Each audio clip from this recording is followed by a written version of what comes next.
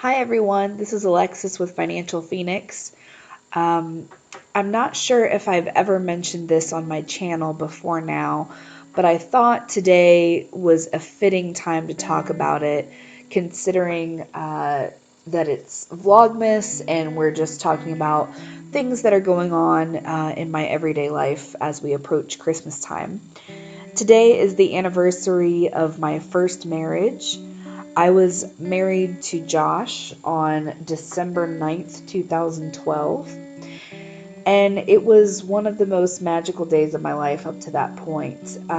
We loved Christmas because we were really two children, and our families constantly teased us about not being able to wait until Christmas Day to give each other our presents, and it's true, we never did. We were usually at least a week off. We loved all things fun and whimsical, and our life together was pretty much like that.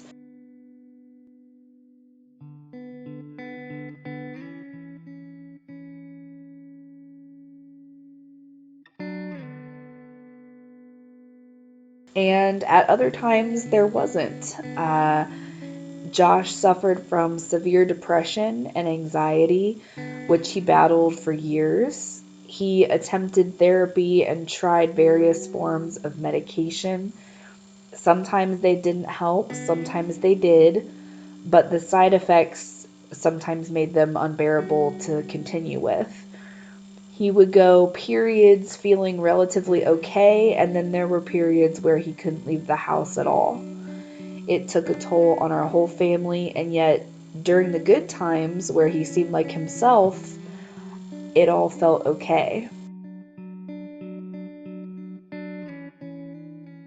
Josh was interested in everything that children are interested in: video games, cartoons, action figures, comic books, swear words, junk food, and rock and roll. People were often nervous when they first approached him because he was a big guy.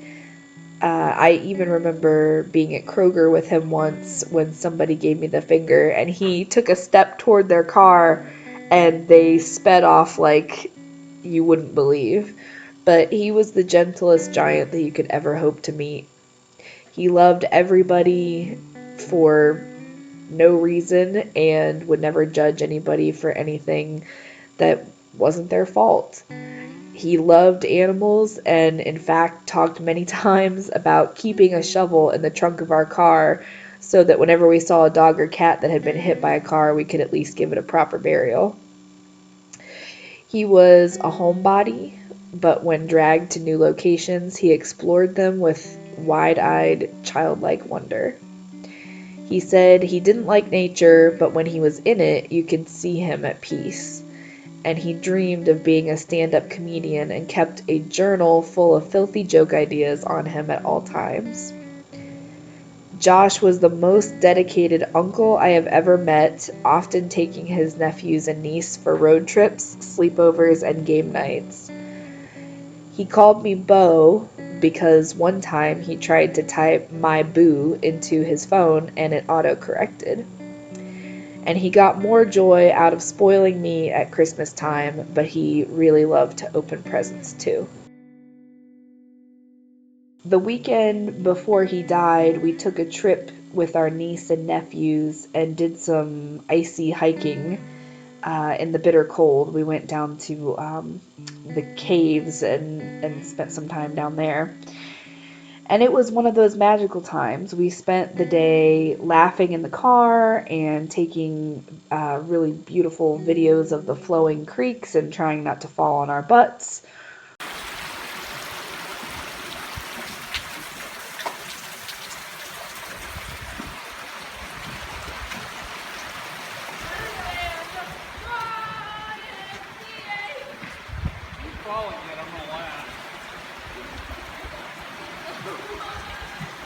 And afterward, we warmed up inside and got some lunch and went home. And this was the last photo that we took together. The following Friday, he decided to end his own life while I was at work.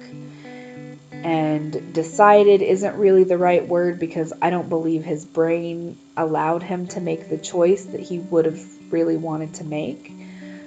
The whimsical, fun, loving man that I knew would not have left me this way or left our family in this way. And I know this isn't a particularly cheerful or fun video for Vlogmas, but it is real. It is important to remember that during the holidays, almost everyone is missing someone that they wish was still here. I have always loved Christmas, and while I'm back to loving it now, there were a few years where it was almost physically painful to experience.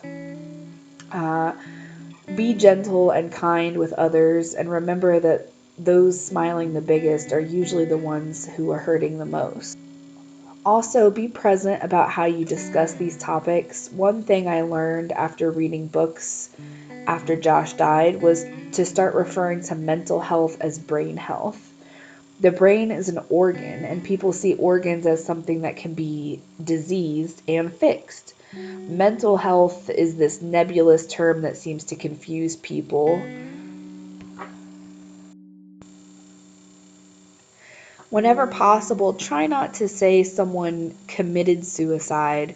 You commit crimes. Try, if you can, to say died by suicide or ended their life.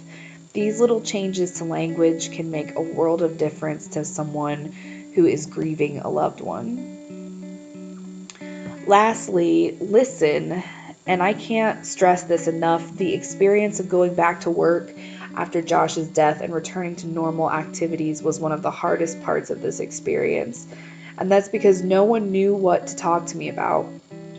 Suicide is abnormal. It is against our natural instincts to want to die, and because of this, many people are afraid to approach talking about the person who died.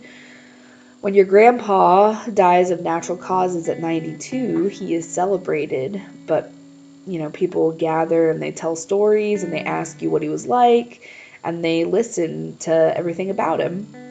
And when Josh died, all I wanted to do was do the same thing. I wanted to tell his stories. I wanted people to hear about the funny, whimsical, loving man that I fell in love with and not simply remember him as the guy who killed himself. People were generally polite, but they changed topics pretty quickly and they backed out of the room in a hurry. And I know it's uncomfortable, but I promise it can really help someone who's in need of a listening ear. If you're suffering from depression or anxiety and need someone to talk to, please reach out to me or David at any time. And if you are a loved one or a loved one are considering suicide as an option, or even if things have just gotten really, really hard, please reach out to the National Suicide Hotline. I think they even have a text service now, and I'll put those numbers up on the screen.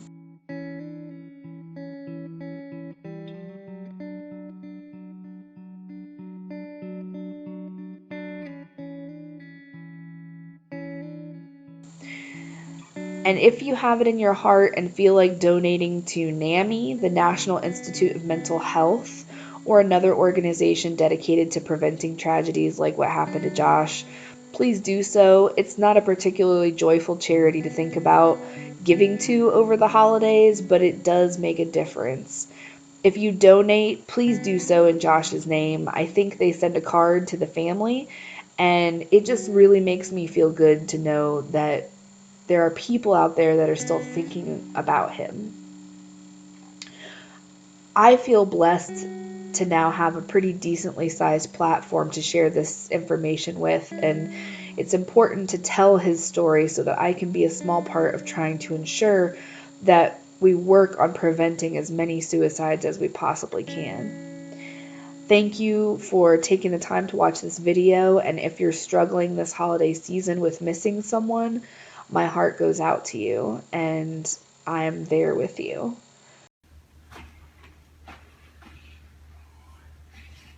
Say it again. I'm ready to train, Master Yoda. Train? Yeah.